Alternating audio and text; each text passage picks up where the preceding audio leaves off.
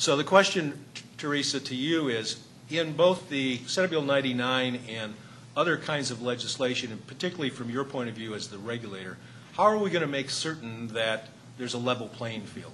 I think one of the concerns that, and I'll express it as a representative of ODS, not necessarily a corporate opinion, if we are in the exchange and outside the exchange, particularly concerned about companies who are outside the exchange and may want to cherry pick or cream skim or something like that, and not have a fair market competition.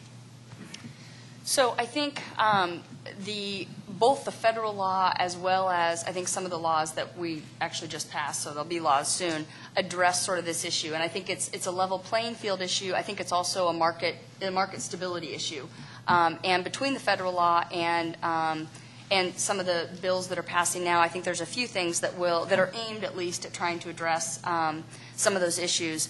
One is that insurers who are operating both inside and outside the exchange must have a single rating pool for all their individual business, as well as a separate single rating pool for all of their small group business.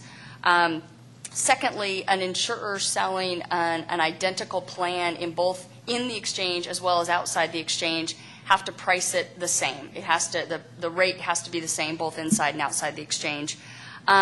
And finally, and I think this was part of the legislation that we were working on this session, carriers who choose to operate in the individual and small group market will be required to establish standardized bronze and silver plans that they'll have to offer in the market, which for the first time will really give both consumers as well as regulators, frankly, the opportunity to really compare plans. Today, one of the issues is, you can have whatever kind of benefit structure you want, and we've got a lot of companies who have a lot of different benefit structures, which makes it very difficult for consumers or for the regulator, frankly, to really compare plans, compare prices, because the benefit structures are so different. So with those standardized benefits, it'll be easier to do.